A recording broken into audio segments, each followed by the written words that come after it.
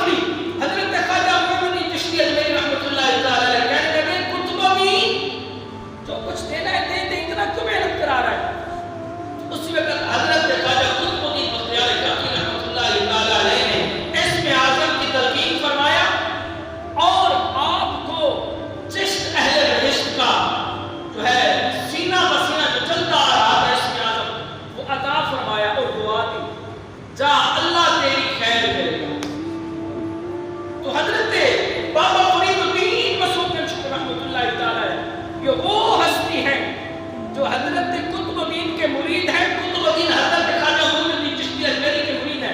اور خواجہ معین الدین کون ہے؟ یہ حضرت شیخ عبد القادر جیلانی جن کے ہم 11ویں شریف کرتے ہیں ہر مہینے کے اندر، چاند والے مہینے کے اندر، یہ انہی کے جو ہے بھتیجے ہیں.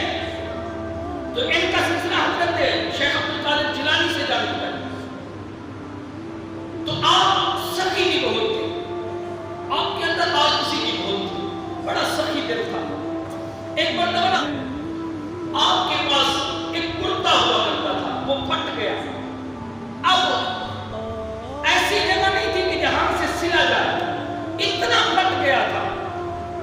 حضرت خواجہ قطب الدین بختیار کاکی رحمۃ اللہ تعالیٰ علیہ کے وہ بری حضرت بابا فرید، آپ بیٹھے ہیں تو ایک مرید آیا، آپ کے نا نایا خود کا پیش کر دیا، یا حضرت یہ قبول کریں. آپ نے ایک دن پہنا تو پھر اتار کے نا اپنے خلیفے کو دے دیا، کہا کہ جو مزہ قرآن کلتے میں آتا ہے نائے کلتے میں نہیں آتا. تو آپ اتنے سخی دل تھے، نظرانے آتے نا آپ مسکینوں میں تقسیم کر دیتے، فقیروں میں تقسیم کر دیتے. ایک مرتبہ کچھ نظرانہ آیا تو اپنے خلیفے کو کہا کہ یہ تقسیم کر دو فقیروں کے اندر. تقسیم کیا نا، تھوڑی دیر ہوئی تو مسجد کے اندر نہیں کر روپیہ پڑا، 1 روپیہ.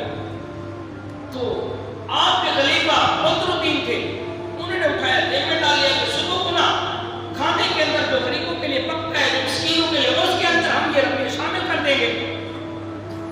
تو جب ہم جیب کے اندر ڈالا، نماز پڑھی تو نماز کے اندر اس روپیے کا خیال آنے لگا. تصور ٹوٹ گیا، وہ ذوق ٹوٹ گیا، وہ رب سے جو لو لگی ہوئی تھی وہ ٹوٹ گئی، وہ محبت ٹوٹ گئی. نماز چھوڑ دی، دیا توڑ دی، بہر آ گئی. حضرت بابا فرید الدین مسعود بن شکر رحمۃ اللہ تعالیٰ علیہ آپ نماز پڑھی تو پوچھا خیر کا ہے، کیوں توڑ دیا نماز؟ کہا کہ یا حضرت اس طریقے سے روپیہ ملا، میں نے کہا صبح تقسیم کر دوں گا یا لنگر میں ملا دوں گا. آپ نے مجھے نہیں پتا، اللہ والے اپنے پاس کوئی مال و زر نہیں رکھتے. یا حضرت کوئی ملا نہیں تھا، کیا کرتا؟ آپ نے فرمایا بینک پھینک دیتا، بینک پھینک دیتا. یہ اللہ والے ہیں، اللہ اللہ کیے جانے سے اللہ نہیں ملتا. یہ اللہ والے ہیں جو اللہ سے ملا دیتے ہیں. آپ کا دور تھا تو ہر طرف لوگ نا جوگیوں کے بڑے درشائی تھے، ان سے بڑی محبت، آتے تھے بیٹھتے تھے تو جوگی اپنے کرتب دکھاتے تھے. ایک جوگی جس جگہ پہ بابا جی آئے نا پاک پتن شریف میں، ایک جوگی تھا، اس کو پتہ چلا تو اپنے چیلوں کے ساتھ آ گیا، کہا کہ اگر سچا ہے تو پتہ چل جائے گا. اس نے ارادہ کیا کہ یہ جو میرے کان کے اندر یہ ہے والیاں، اگر یہ نیچے گر گئی تو سمجھ لوں یہ سچا فقیر ہے. بابا جی نے فراست کی نگاہ سے دیکھ لیا، جب آیا تو کان سے ٹوٹی نیچے گر گئی. پھر دل میں خیال کرتے ہیں اگر یہ پودا بن گئی تو پھر مان لوں گا. بابا جی نے ہاتھ سے پکڑا، زمین میں پیوست کر دیا تو پودا بن گیا. وہ کہنے لگا بابا جی مان گیا ہوں آپ کو، لیکن ایک بات باقی ہے، میں اڑتا ہوں ہوا کے اندر، آپ مجھے پکڑ کر لائیں پھر مانوں گا. اب وہ جوگی سویا اوپر اپنا کپڑا ڈال کے اس کی روح پرواز کر گئی، روح پرواز کر گئی. بابا جی مراقبے میں گئے تو اس کے پیچھے جب وہ عالم ارواح کے اندر تھوڑا سے عالم ملکوت کے اندر پہنچا تو بابا جی نے پکڑا، کہا خبردار اس سے آگے نہ جانا، تیری حد یہاں تک تھی، یہاں تک بھی تو اللہ والوں سے پیار کرتا تھا تو صبر کر گیا، بس آگے نہیں جانا، کیونکہ آگے اللہ والوں کی حد ہے، آگے اللہ والوں کی حد ہے. پکڑ کر واپسی جسم کے اندر روح کو ڈال دیا. جب مراقبے سے بابا جی بہر ہے، وہ بھی کپڑے سے اٹھا تو کلمہ پڑھ کر سارے مسلمان ہو گئے. یہ بابا جی آخری وقت تھا، 5 محرم الحرام کا دن تھا، رات آئی تو بابا جی بار بار پوچھتے نماز کا ٹائم ہو گیا، تو مرید عرض کرتے حضرت آپ نے نماز پڑھ لی ہے؟ کہتے ہیں دوبارہ پڑھ لی.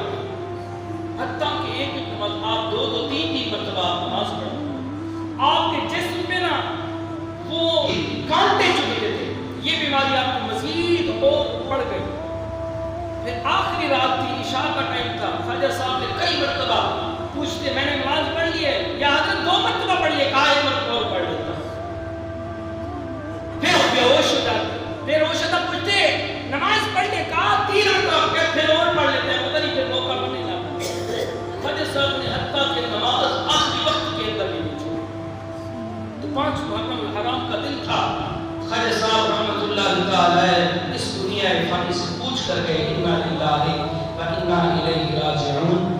نگاہ ولی